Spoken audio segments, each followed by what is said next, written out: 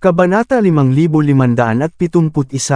Humakbang si Harvey, saka inihampas ang kanyang palad. Sampal. Ang sampal ay hindi masyadong malakas o nakakatakot. Ngunit si Blaine, sa kabila ng paggamit ng lahat ng kanyang lakas para umatake, ay parang tinamaan ng kidlat. Lumipad ang kanyang katawan patalikod at bumagsak sa lupa. Agad na bumulwak ang dugo mula sa kanyang bibig. Nawala ang kanyang matinding, mapanganib na ekspresyon. Dugo ang umaagos mula sa bawat isa sa kanyang mga butas. Isang Diyos ng digmaan ay natalo sa isang sampal lamang. Ano? Natahimik ang paligid. Lahat ay tumingin kay Harvey na hindi makapaniwala. Walang umaasang ang isang Diyos ng digmaan tulad ni Blaine ay masampal ng ganoon kadali matapos ipakita ang kanyang lakas.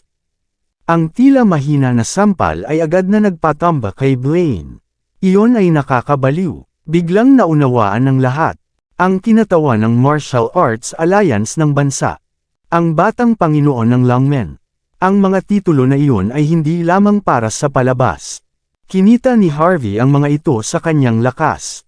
Tanging ang isa pang Diyos ng digmaan ang makakalaban sa isang Diyos ng digmaan. Isa si Harvey sa mga natitirang mga Diyos ng digmaan, kahit na ikukumpara sa iba. Agad na naunawaan ni Karina at Ibuki. Salamat sa Diyos na sila ay sapat na mahinahon para hindi lumaban kay Harvey. Kung hindi, sila ay magtatapos ng masama, tulad ni Blaine. Dahan-daang pinunasan ni Harvey ang kanyang mga daliri gamit ang mga tisyo, saka bumantong hininga. Napakahirap bang aminin ang pagkatalo, young Master John? Okay lang. Dahil naparalisado ka na, dapat kang manatili bilang isang mayamang batang Panginoon sa natitirang bahagi ng iyong buhay. Siyempre, wala ka ng pagkakataong lumabas pa. Sisiguraduhin ng Dragon Cell na makakuha ka ng magandang lugar para manatili. Paalam. Kumaway si Harvey. Ang mga tisyo ay tumama sa mukha ni Blaine, na itinatago ang kanyang ekspresyon ng sama ng loob at kawalan ng pag-asa. Mula ngayon, ang pamilya John ay magiging isang malaking biro. Sa una, tila wala sa kanilang nawala maliban kay Blaine. Sa katotohanan, nang matalo si Blaine, parang tumanda ng 12-dosenang taon si Damon. Walang nakakaalam kung ang insidente ay ipapalabas sa publiko o hindi, ngunit kung hindi magbibigay ng paliwanag ang pamilya John, tiyak na hahabulin sila ng maharlikang hukuman. Tapusin na natin ang seremonya. Magre-resign na ako sa aking posisyon bilang unang pinuno ng gobyerno. Lahat ng mga bagay ng gobyerno ay hahawakan na ni Madam Kyrie. Sabi ni Damon, malinaw sa lahat na hindi na siya ang marangal na tao na siya ay kanina lang. Mula ngayon, lahat ng mga negosyo ng pamilya John sa Golden Sands ay titigil. Lahat ng miyembro ng pamilya ay babalik pagkatapos. Hindi na kami makikialam sa ibang bagay. Pupunta kami sa Walls Inn kasama ang aking walang kwentang anak, para lang humingi ng tawad. Pagkatapos ng pakikipaglaban sa loob ng maraming taon, hindi ko akalain na matatalo ako dahil sa isang simpleng outsider. Tumingin si Damon kay Harvey sa likod ng karamihan. Siya ang tunay na pumatay sa pamilya John. Habang nakatitig kay Harvey, takot ang kulay ng kanyang tingin. Ang likod ni Harvey ay parang isang tao na nakaukit sa kanyang alaala. Isinuko ni Damon ang lahat ng kanyang kapangyarihan. Ang pamilya John ay nagdanas ng kabuoang pagkatalo. Ibig sabihin nito, malamang na hindi na sila mananatiling isang mataas na ranggo na pamilya. Pagkatapos pumunta sa Walls Inn, malamang na ang pamilya Braff ay magiging makapangyarihan kung tama ang kanilang mga galaw. Gayunpaman, hindi ito makakamit sa maikling panahon. Kailangan pa nilang pagdaanan ang maraming hamon. Sa kabila ng lahat ng iyon, hindi interesado si Harvey sa ganitong bagay. Agad na tumakas sina Karina, Ibuki, at ang iba pa na may takot sa kanilang mga mata. Hindi sila pinigilan ni Harvey. Ayaw niyang magdulot ng mas maraming gulo habang ang Golden Sands ay nasa kaguluhan. Tungkol naman sa Evermore, inutusan niya si Shepard na hawakan ang sitwasyon. Lahat ay nakatakda na. Matapos ipasa kay Rachel ang pamamahala sa eksena, tahimik na umalis si Harvey mula sa tahanan ng pamilya John at pumasok sa sasakyang inihanda ng maaga. Ang sasakyan ay dumaan sa maraming kalye at eskinita sa lungsod. Pagdating sa malapit sa Fortune Hall, nakita ni Harvey ang isang stall sa tabi ng daan na nagbebenta ng masarap na pagkain, na may kaaya-ayang amoy na umaabot sa kanyang ilong. Hamampa si Harvey ng kanyang kamay. Bumaba siya mula sa sasakyan at bumili ng pagkain, saka bumalik muli sa loob. Pagdating sa Fortune Hall, napahinto siya. Ang lugar, na dapat ay sarado, ay maliwanag at puno ng mga ilaw. Maraming disipulo ng lungmen ang abala sa paligid. Naguguluhan si Harvey. Ano ang nangyayari? Tanong niya. Naging madilim ang mukha ni Rachel, at dinala niya ang marami sa kanyang mga tao dito upang protektahan si Mandy, ngunit may nangyaring masama. Agad niyang pinahinto ang kanyang sasakyan, saka sinipa ang pintuan pababa. Matapos maunawaan ang sitwasyon, lumapit siya kay Harvey na may nakapanghihinang ekspresyon. Ikinalulungkot ko, Sir York. Ito ay aking pagkakamali. Nalaman lang namin na si Miss Mandy ay nawawala. Hindi siya kinidnap. Umalis siya sa kanyang sariling kagustuhan. Ayon sa mga sinabi sa akin, tiyak na umalis siya sa harapang pintuan habang suot ang robe ng lungmen. Iyon ang dahilan kung bakit walang nakapansin. Ibinigay ni Rachel kay Harvey ang isang telepono at isang papel na tala. Ipinakita ng telepono ang isang silweta na pamilyar kay Harvey. Samantala, ang tala ay may nakasulat na dalawang salita. Salamat. Nasaktan si Harvey. Pinilit niyang itago ang kanyang nararamdaman, bago siya nakapagsalita. Nalaman ba natin kung saan siya patungo? Tanong niya. Agad na tumawag si Rachel sa ilang tao. Pagkatapos ay bumalik siya kay Harvey, na nakayakap ang mga braso. Nasa eroplano siya patungo sa labas ng lungsod. Batay sa oras. Tila naroon na siya 1 oras na ang nakalipas. Dapat bang makipag-ugnayan kami sa branch leader doon para sa tulong? Huminga ng maluwag si Harvey, at alam niyang para saan si Mandy. Kung nais niya ang two-eyed bead, tiyak na lilito siya sa Inner Temple. Hindi mahirap siyang hanapin kung iyon ang kaso. Gayunpaman, ang eroplano na sinasakyan niya ay nawala sa ere dahil sa two-eyed bead.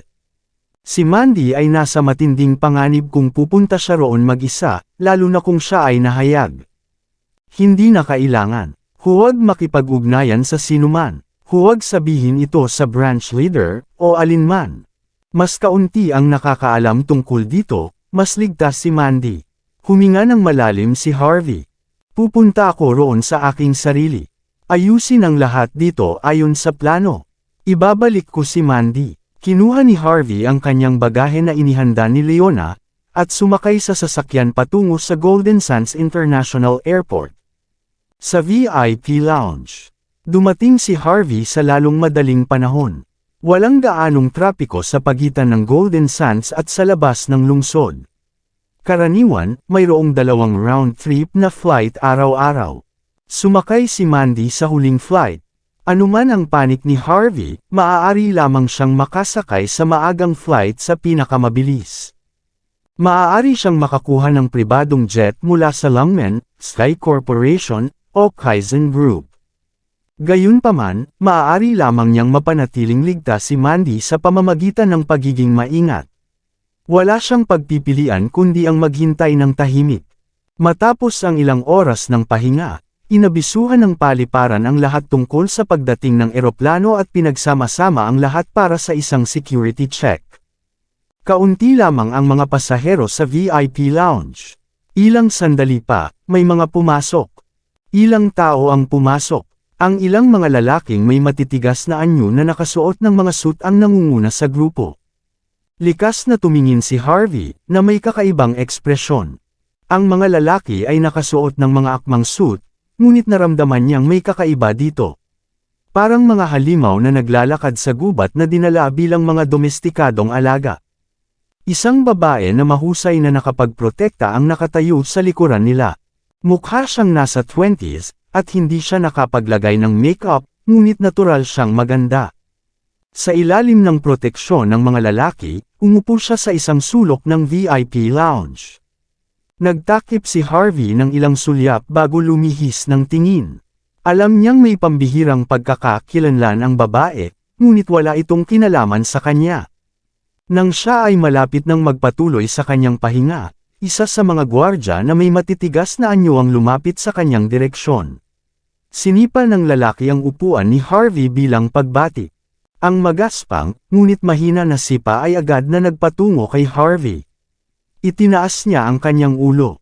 May problema ba? Tanong niya. Itinuro ng lalaki ang likuran niya, na ang mga pasahero na naghihintay sa VIP lounge ay pinalayas palabas. Isang lalaking nasa gitnang gulang, na nakikipagtalo sa isang tao, ay sinampal sa mukha. Mukha siyang tao na may katayuan, ngunit kailangan pa niyang bumangga palabas ng lounge. Umalis! Sigaw ng lalaki habang tinitingnan ni Harvey ang likuran niya. Hindi ito lugar para sa iyo. Sinipa ng lalaki ang bagahe ni Harvey patungo sa pasukan. Ang pendant na ibinigay ni Mandy ay nakasabit sa bagahe. Sa sipa na iyon, ang pendant ay tumama sa lupa at naputol sa gitna. Agad na naging malamig ang tingin ni Harvey. Batay sa kanyang personalidad, hindi siya ang tipo ng tao na lumikha ng anumang sigalot sa iba ng walang dahilan. Gayunpaman, ang mga kilos ng lalaki ay lubos na nakagalit sa kanya. Bumili ako ng business class seat. Siyempre, maaari akong manatili dito, sabi niya habang nakatitig sa lalaki. Sinira mo ang aking mga bagay, tapos sinasabihan mo akong umalis. Dapat ay tiningnan mo muna ang salamin para malaman kung may karapatan ka bang sabihin iyon. Bibigyan kita ng pagkakataon ngayon. Kunin mo ang aking mga bagay at humingi ng tawad, saka kita patatawarin. Gusto mong humingi ng tawad? Napahinto ang lalaki at tila handang sampalan si Harvey sa mukha.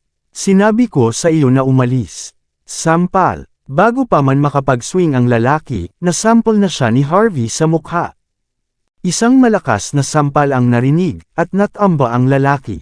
Isang maliwanag na pulang marka ng palad ang makikita ng malinaw sa kanyang mukha. Bastardo ka! Paano mo ako nahampas? Binuksan ng lalaki ang kanyang itaas na butones, handang kunin ang isang itak. Magpakabait ka, Benson. Biglang sumigaw ang magandang babae. Ito ay personal na usapan. Hindi tama na habulin mo ang mga walang kasalanan. Plano mo bang saktan ang iba dahil dito? Ito ay hindi naaangkop. Kunin mo ang mga bagay ng lalaking iyon at humingi ka ng tawad ngayon din. Nagbago ang ekspresyon ni Benson. Isang banayad na ekspresyon ang lumitaw sa kanyang mukha. Galit siyang tumingin kay Harvey, at saka kinuha ang bagahe at itinapon ito na may sama ng loob sa tabi ni Harvey. Ikinalulungkot ko, sabi niya, ngunit nagpakita siya kay Harvey ng isang nakakatakot na tingin. Hindi tapat ang kanyang paghingi ng tawad. Kung tapat ito, hindi na sana pinatagal ni Harvey ang sitwasyon. Gayunpaman, alam niyang ang lalaking ito, si Benson, ay tila handang patayin siya. Lumuhad ka bago ka humingi ng tawad, inutusan niya ng malamig. Hindi ba tinuruan ka ng mga magulang mo ng magandang asal? O talagang likas na sa iyo ang magpakasama sa una pa lang? Bastardo ka, sinasabihan mo akong lumuhad habang ako ay humihingi ng tawad. Tumawa ng malamig si Benson. Sa tingin ko, dapat ka munang lumuhad. Inabot ni Benson ang kanyang kamay upang hawakan ang balikat ni Harvey. Dapat kang lumuhad kung ako sa iyo, babala ni Harvey. Kung hindi, hindi ka lang makakatanggap ng isang sampal sa mukha. Hey, ang laki ng bibig mo. Hayaan mong sabihin ko sa iyo. Kahit ang babae ay hindi makakapigil sa akin na hamanin ka sa isang duelo. Ito ang pagmamalaki ng Wolven Tribe, pagkatapos ng lahat. Tumawa si Benson, handang tapikin ang balikat ni Harvey. Para kay Benson, nagawa lang ni Harvey na sampalan siya sa mukha dahil mabilis si Harvey. Sigurado siya na kailangan lang niya ng kaunting lakas upang harapin ang isang tao na tulad nito. Maraming salamat sa lahat ng sumusubaybay. Please subscribe and follow my YouTube and Facebook channel, Filipino Novel. Maraming salamat po. Kabanata 5575. Nais ni Harvey na turuan si Benson ng isang leksyong hindi niya malilimutan. Bago pa man siya makapagsimula, biglang nagsalita ang babae. Ang kanyang boses ay matigas. Mag-aaklas ka ba sa akin, Benson? Sinabi ko sa iyo na tumigil. Narinig mo ba ako? Napahinto ang kamay ni Benson, at wala siyang pagpipilian kundi tumigil. Galit na tumingin siya kay Harvey bago umalis na may sama ng loob. Akala niya ang kanyang ginang ay interesado lamang sa isang mahina at mukhang lalaki tulad ni Harvey dahil namuhay siya sa buong buhay niya ng mapayapa sa mga kagubatan. Tama ang head, hindi na natin siya pwedeng hayaan na manatili sa mga kapatagan, naisip ni Benson. Tahimik na tumingin si Harvey sa babae na nagsalita. Tumayo ang babae. Lumapit siya kay Harvey at kinuha ang basag na pendant, saka inilagay ito sa harap ng kanyang mesa na may paghingi ng tawad. Ibinigay ito sa iyo ng iyong mahal sa buhay, di ba? Ikinalulungkot ko na nabasag ito ng aking tauhan. Talagang walang ingat ang taong iyon. Narito ang isang maliit na regalo. Dapat mo itong tanggapin. Kumuha siya ng tseke mula sa kanyang bulsa at inilagay ito sa harap ni Harvey. Isang banayad ngunit nakakapreskong amoy mula sa tseke, na puno ng kanyang init. Tumingin si Harvey sa mga numero sa tseke, saka sinabi, tinanggap ko ang iyong paghingi ng tawad, ngunit dapat mong ibalik ang tseke. Ngunit tandaan, hindi lahat ay kasing bait ko. Hindi pinansin ni Harvey ang babae, saka kinuha ang pendant. Hindi ito kasing buo gaya ng dati, ngunit sa lalong madaling panahon ay magawa niyang ibalik ito sa dating ganda, kahit na sa kaunting paraan. Nagulat ang babae sa nakita niyang kilos ni Harvey. Sa labas, ang kanyang hitsura at pagkakakilanlan ay talagang namumukod tangi. Kahit na pagkatapos niyang iwasan ang mga pabibo at malilibang na lalaki na humahabol sa kanyang tahanan, marami pa ring tao ang sumusunod sa kanya dito. May mga taong sinadyang hindi siya pansinin upang makuha ang kanyang atensyon.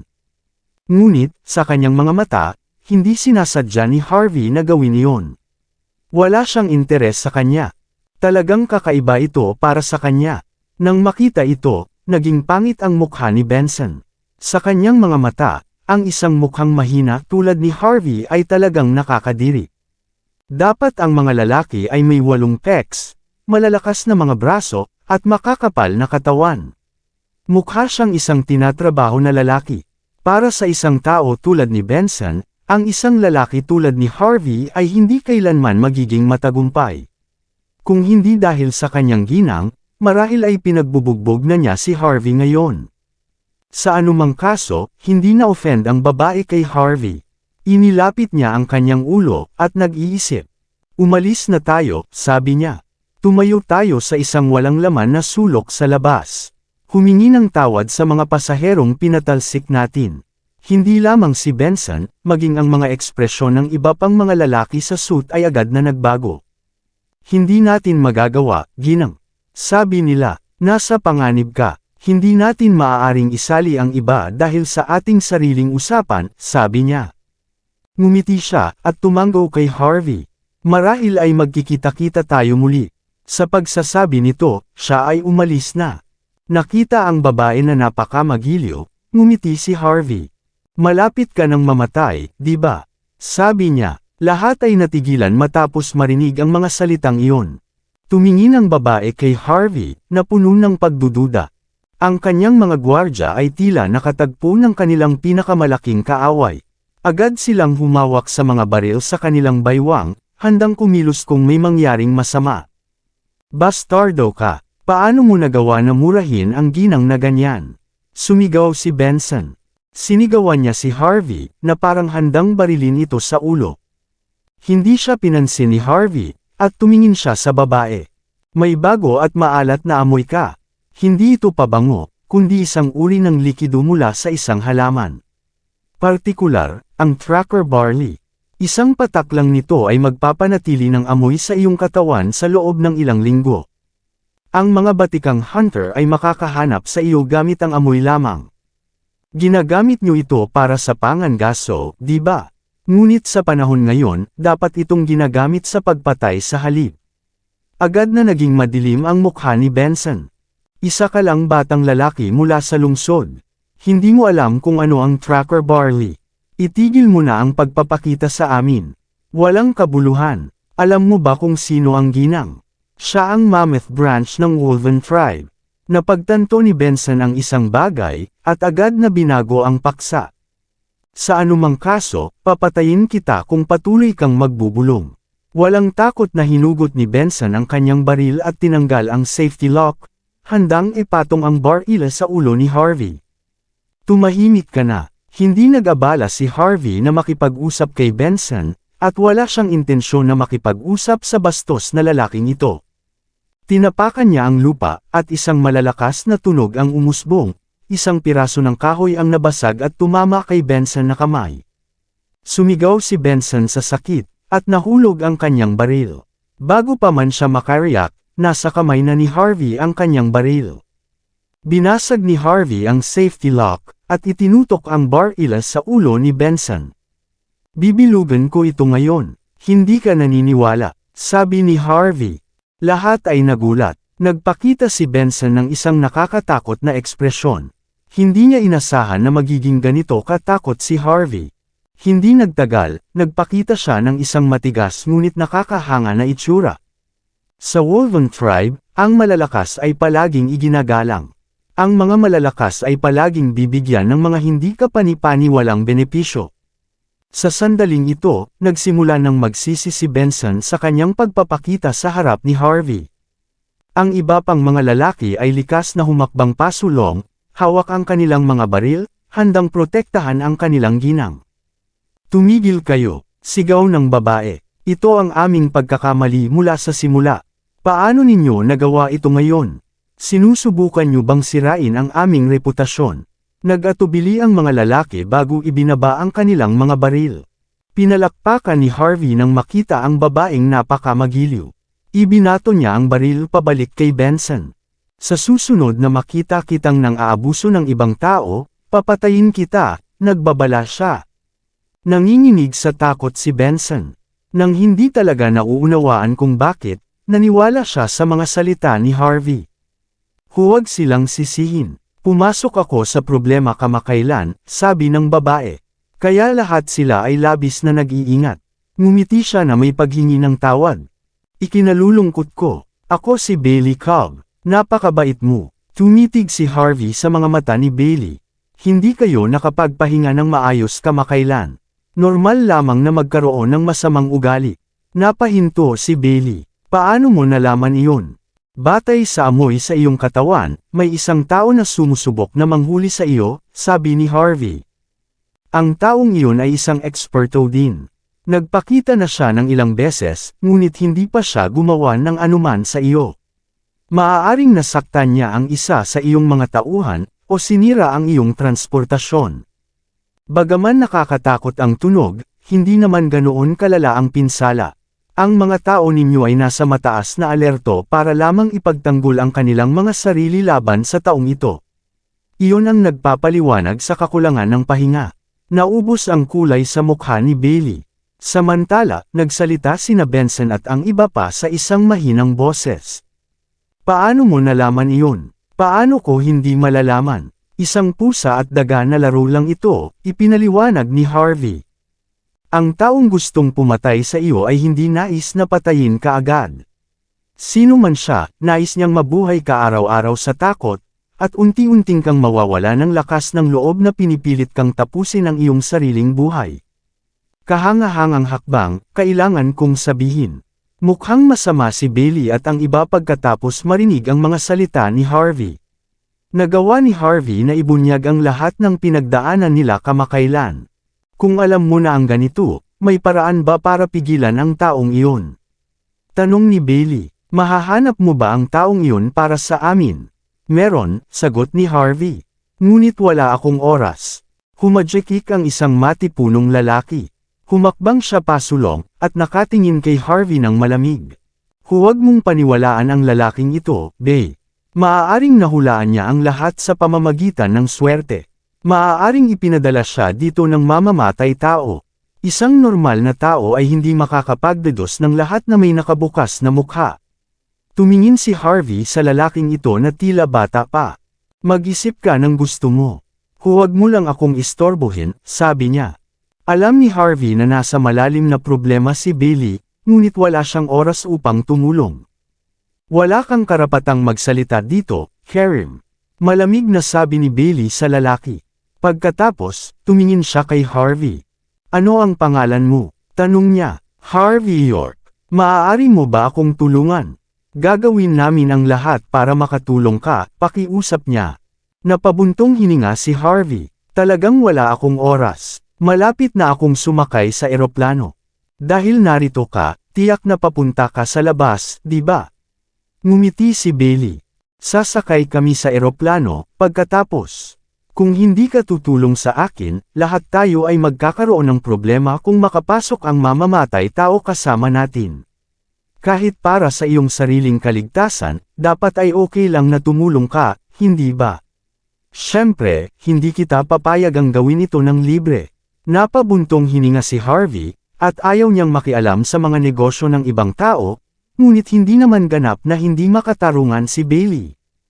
Malaki ang posibilidad na andyan ang mamamatay tao. Kung si Bailey ay nasa eroplano kasama niya, kailangan niyang harapin ang sitwasyon kahit anuman. Hindi ko kailangang hanapin ang mamamatay tao, ngunit maaari kong takpan ang amoy na nasa iyo. Sa ganoong paraan, mahihirapan ang mamamatay tao na subaybayan ka. Natuwa si Bailey. Paano ako makakatulong? Kailangan mo ba ng anuman? Umiling si Harvey. Hindi, ngunit kailangan kong pumasok ka kasama ko. Itinuro ni Harvey ang banyo. Namula ang mukha ni Bailey at kinagat ang kanyang mga ngipin. Tama, paano mo nagawa iyon? Sumigaw si Kerim kay Harvey. Sino sa tingin mo ang iyong sarili? Paano mo nagawa na humingi ng ganyan sa ginang? Isa kang masamang tao. Umusog si Harvey. Walang makialam kung sumama ako o hindi. Hindi mo kailangang magbanta ng ganyan. Nagmamadali ako, ngunit maaari kong palaging baguhin ang flight kung kinakailangan. Tumigil ka na, Kerim. Inutusan ni Bailey, ang kanyang mukha na seryoso. Nagulat si Harvey sa kanyang seryosong ekspresyon. Sa normal na kalagayan, ang mga kabataang babae na may makapangyarihang likuran at may mga nakatagong motibo tulad niya, at karaniwang may mga hangganan. Gayunpaman, pumayag siya na pumasok sa banyo kahit na kalahating nagbibiro lamang si Harvey. Mabuti na lang, si Bailey ay isang matapang na babae. Agad na pumasok si Harvey sa banyo, na hindi na nag-atubili. Namula ang mukha ni Bailey habang sinundan siya. Agad na nagsara ang dalawa sa isang masikip na espasyo. Napapikit si Harvey habang sinusuri si Bailey, na nagdulot sa kanya na huminga ng mas mabilis. Tanggalin mo ang mga ito, sabi ni Harvey. Tama, ano? Nagsalita si Bailey nang walang pag-iisip bago siya natigilan sa gulat. Ang kanyang mga kamay ay tinakpan ng kanyang dibdib, na parang may pervert na nakatayo sa harap niya. Nakangiti si Harvey sa kanyang mga kilos. Agad niyang itinuro ang kanyang mga paa. Sinasabi ko ang tungkol sa iyong mga sapatos. Ano, nahihiya ka ba dahil mabaho ang iyong mga paa? Sabi mo. Nagalit si Bailey, saka nahihiyang inalis ang kanyang mga sapatos. Tulad ng maraming kabataang babae, ang maliwanag at makinis na mga paa ni Bailey ay may suot na isang pares ng mga fashionable na sapatos. Hindi mabaho ang kanyang mga paa, ngunit may taglay itong hindi maipaliwanag na kagandahan na nagniningning ng matanggal ang mga sapatos. Wala namang intensyon si Harvey na tamasahin ang tanawin, at sumulyap siya ng ilang beses sa mga sapatos matapos itong tanggalin ni Bailey. Ang likido ng tracker barley ay nasa ilalim ng iyong mga talampakan. Hindi mo sinasadyang natapakan ito. Ang pinakamadaling paraan ay ang harapin ang sapatos at palitan ang flight. Karaniwan, mas mahirap kang subaybayan pagkatapos nito, paliwanag niya. Natigilan si Bailey. Iyon lang ba? Pero bakit kami nag-aalala kung ganoon lang kadali? Maaaring nagtatago ang mamamatay tao kasama ng iyong mga bodyguard, sagot ni Harvey. Ang tracker barley ay para lamang sa palabas. Sa totoo lang, ginagamit iyon ng mamamatay tao bilang pantakip. Nagtatago siya sa gitna mo at ng iyong mga tao. Iyon lang ang dahilan kung bakit alam niya ang bawat kilos mo. Doon lamang niya unti-unting mapapatay ka. Sino ang iyong kinaharap para mangyari ito? Bata ka pa, ngunit may isang taong humahabol sa iyo ng ganito. Natigilan si Bailey ng ilang sandali bago napabuntong hininga. Kung totoo ang sinasabi mo, Sa tingin ko alam ko kung sino ang gumagawa nito, si Kerim. Hula ni Harvey. Natigilan muli si Bailey. Paano mo nalaman? Nang sinabi kong matutulungan kita na harapin ang Tracker Barley, siya lang ang nagalit. Ibig sabihin, sumusunod lang siya sa mga utos. May ibang tao pa sa likod niya. Dapat mong malaman kung sino sa pamamagitan ng pagtatanong sa kanya. Pagkatapos ay lumabas si Harvey sa banyo. Agad siyang sinundan ni Bailey. Salamat sa pagtulong sa akin, Harvey. Salamat. Alam kong papunta ka sa labas. Ano man ang mangyari, tumawag ka kung kailangan mo ng tulong. Gagawin ko ang lahat para sa iyo. Mabilis na kinuha ni Bailey ang telepono ni Harvey, at naglagay ng numero bago pa man siya makapag-react. Hindi nagsalita si Harvey tungkol dito. Kailangan niyang itago ang kanyang pagkakakilanlan kapag pupunta sa mga labas. Parang ginang ng isang malaking tribo si Bailey na may maraming koneksyon. Marahil ay magiging kapaki-pakinabang siya sa paanuman. Pagkatapos ng lahat, mas mabuti na magkaroon ng maraming kaibigan. Tama, hindi ako nagdala ng marami, sabi ni Bailey. Naisip niya ang sitwasyon, saka binigyan si Harvey ng isang maliit na supot. Ibibigay ko sana ito sa aking ama, ngunit sa iyo na ito ngayon. Huwag mong tanggihan. Isang maliit na regalo lang ito. Kabanata 5580. Binuksan ni Harvey ang supot, at nakita ang isang amber na kasing laki ng hinlalaki. Hindi ito ganoon kalaki, ngunit ito ay isang maliwanag na dilaw na parang pula ng itlog. Alam niyang ito ay isang tunay na Baltic amber. Ito ay isang napakamahalagang bagay na dapat ay napanatili ng maayos nang hindi bababa sa 100 taon. Ayaw niyang tanggapin ang regalo noong una, ngunit wala siyang nagawa nang patuloy na itulak ito ni Bailey. Baka magkita ulit tayo. Iningatan ni Harvey ang supot bago buksan ang pinto ng banyo. Sa labas, ang mga bodyguards ni Bailey ay tila nakasalubong ang kanilang pinakamalaking kaaway. Nagkatinginan sila nang makita si Harvey na lumabas kasama si Bailey, na may pulang mukha. Ang kanyang mga paa ay ganap na nakalantad. Itinutok ni Kerim ang kanyang baril kay Harvey, na galit na galit. Ano ang ginawa mo sa aming ginang? Bakit wala ang kanyang mga sapatos? Nakangiting tumingin si Harvey kay Kerim. Ang mga paa ng iyong ginang ay napakakintab, pang-aasar niya. Ikaw, nagalit si Kerim, ngunit lumapit si Bailey na may mabilis na kilos. Ilang sandali pa, ilang baril ang nakatutok sa kanyang ulo. Wala kang karapatang malaman kung ano ang ginawa niya, malamig na sanggal ni Bailey, ngunit gusto kong malaman kung ano ang iyong ginagawa kamakailan. Habang si Bailey ay nakikipag-usap kay Karin, tahimik na umalis si Harvey sa VIP lounge upang ibalik ang kanyang tiket. Gusto niyang pumunta sa labas sa lalong madaling panahon, ngunit naisip niyang hindi ligtas na sumakay sa kanyang flight kaagad pagkatapos ng insidente ni Bailey. Ang kanyang buong schedule ay maapektuhan kung pipilitin niyang sumakay. Matapos kumalma, napagtanto niyang makakakuha rin siya ng atensyon ng mga taong may mga nakatagong motibo. Walang pag-aalinlangan, mabilis niyang tinext si Kyrie. Makalipas ang kalahating oras, tumawag siya pabalik. Nakuha ko ang aking kaibigan sa labas para makakuha ka ng bagong pagkakakilanlan. Isa kang estudyante sa universidad na naghahanap ng kanlungan mula sa isang kamag-anak doon. Sasakay ka sa pangalawang klase ng isang high-speed railway. Mabilis na nakakuha ng taxi si Harvey patungo sa istasyon ng tren, at nakarating sa upuang inayos ni Kyrie. Nagpadala siya ng ilang text tungkol sa bagong pagkakakilanlan ni Harvey. Sinabi niya na ang pagkakakilanlan ay parehong totoo at peke sa oras na iyon. May isang tao na eksaktong tulad ng inilarawan sa Golden Sands, ngunit ang taong iyon ay namatay dahil sa malubhang sakit. Hindi nag-aalala si Harvey na mahayag ang kanyang bagong pagkakakilanlan. Kung mangyari iyon, mas madali para sa kanya na hanapin si Mandy. Pagkatapos ng lahat, nakakuha siya ng maraming atensyon matapos ang lahat ng nangyari sa Golden Sands. Sa ilalim ng mga pangyayaring ito, kung magpasya siyang gumala ng hindi itinatago ang kanyang pagkakakilanlan, gagawin niyang magulo ang labas. Hindi lamang ito magdudulot sa kanya ng maraming problema. Bilang kanyang dating asawa, magtatago rin si Mandy mula sa kanya. 8 oras ang lumipas, 5:00 ng hapon sa susunod na araw.